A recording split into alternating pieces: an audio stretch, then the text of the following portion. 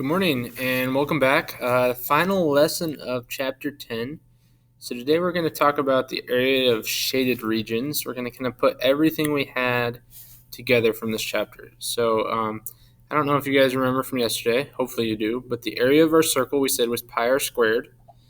Okay, and we use that formula to find what the area of the circle was. Well, if we look today, we're going to have some different shapes, some different shadings, different things like that. So if you look at this first one, we are trying to figure out, it says, in this figure, each circle has a radius of 4 inches. So we know the radius is 4, meaning the diameter will be 8 for each of those. So 8 plus 8 gives us that 16. And it says, what is the area of the portion outside the circles but inside the square, or the shaded area? So this square has a side length of 16. We know on a square that means this side is also 16. So if we think about it, this whole thing, 16 by 16, we can find that what that area would be, just 16 times 16. If you don't know that by memory, that's fine, but it will give us 256. You can use a calculator if you need to. Now, our job is to figure out what of that got removed. Much like on a donut, we take out the donut hole. If we think about this, these holes are removed. 256 is the biggest it could possibly be, but we need to subtract 1, 2, 3, 4 circles. Now they each have a radius of 4 inches. So we can use that along with our formula for area, pi times 4 squared, and we can figure out what each circle is. So we're going to round that to 2, so 50.27.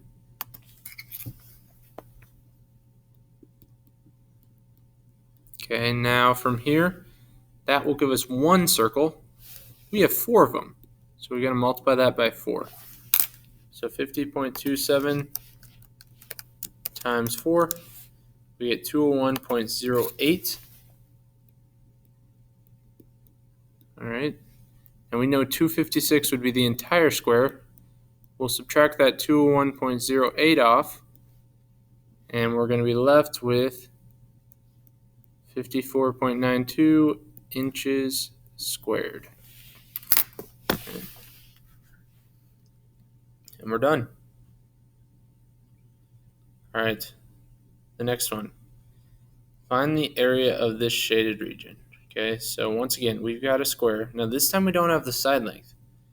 But let's think for a second. If that 10 is the radius, hopefully you guys remember, that means it's also 10 over here. So that would mean our diameter is 20, and that is the length across this. So it's a 20 by 20 square, okay? Because we also know that this would be 10 and this would be 10. So 20 by 20. So if we do 20 squared, that will give us 400. It's the biggest we could possibly get. But we have pi times 10 squared that we have to subtract out because that's this hole that's missing. So pi times 10 to the second, 314.159. So if we round 314.16,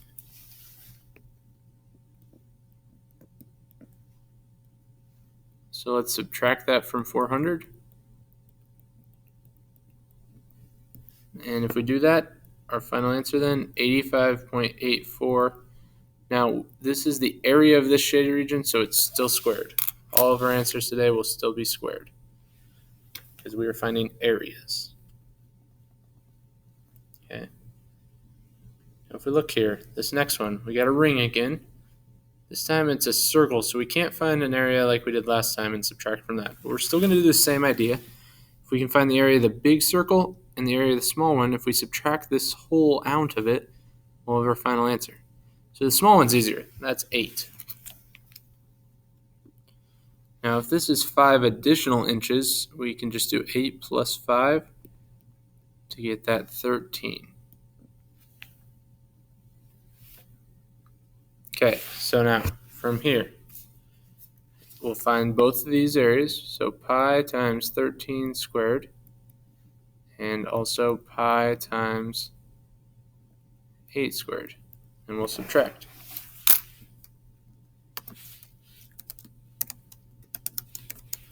So pi times 13 squared is 530.93. Pi times 8 squared is 201.06.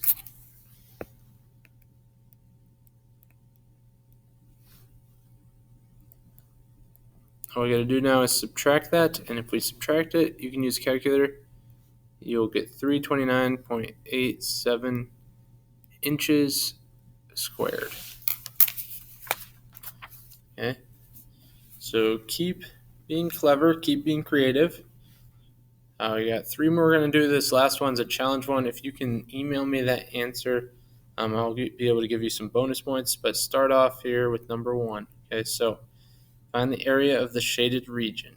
Okay, so if we look here, same thing we just did, except now think about it. If this diameter is 4, we need the radius. The radius is going to be 2. So pi times 2 squared. Now for the big circle, we'll have that 2 plus another 1.7.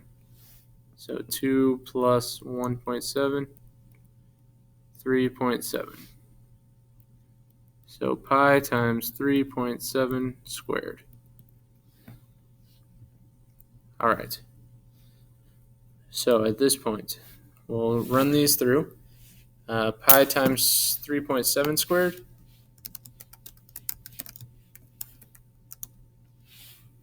And we get 43.01.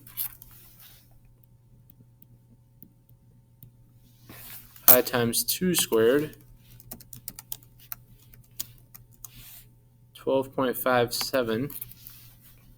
And now all we have to do is subtract it.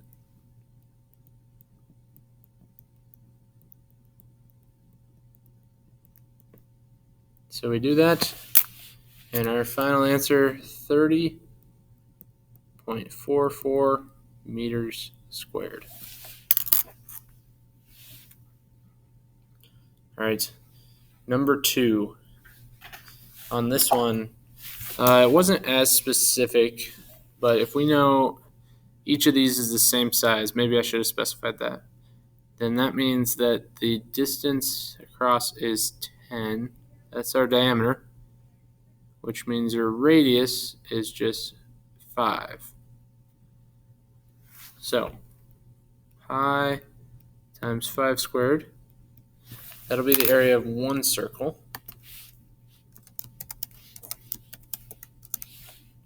So 78.54. And if we think about it, hopefully you can see we have 4 of these. So we'll multiply that by 4.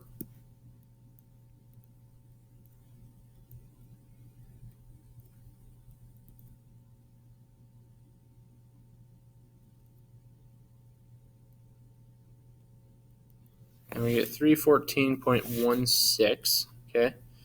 Now that would be the area that is missing. We have a 20 by 20 square. We found this on the front side, but we know 20 squared is 400. So we take off that 314.16. We'll be left with 85.84 inches squared. Okay, so very similar to one of the problems we already did on the front. We got the same exact answer, actually. It's just a little different in the makeup. Okay, so this one made a multiply by 4, where this one we just had a bigger circle from the start.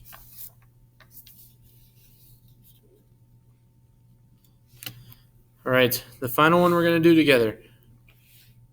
So if this is 32 by 32, let's start off and figure out what 32 squared is. So 32 squared, 1,024. Okay, we know we're going to have to subtract from that. But first, we got to figure out there's 1, 2, 3, 4 equal circles.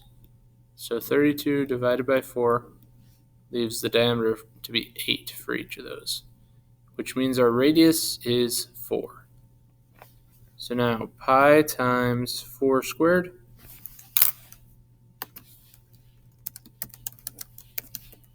That gives us 50.27. Okay, that is what each of these circles has as an area. Now, if we think about it, there's 1, 2, 3, 4 by 1, 2, 3, 4. 4 times 4 is 16 total circles. So we'll multiply this by 16. 50.27 times 16. If you use a calculator, that'll give you 804.32. So we're going to subtract that away from this. And our final answer, 219.68 centimeters squared. Okay. Now, the final one here, kind of difficult. You can take a look at it. It's on the notes. You know how to figure out parts of this. You're going to have to be creative to figure out this triangle to take out. But you have enough information, you could figure it out.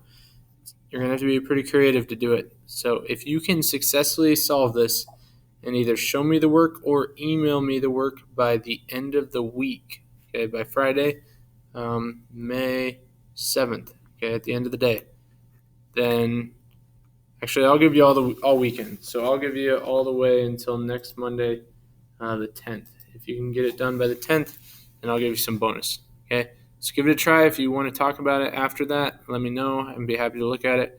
Hope you guys have a great day and get the It's Learning done.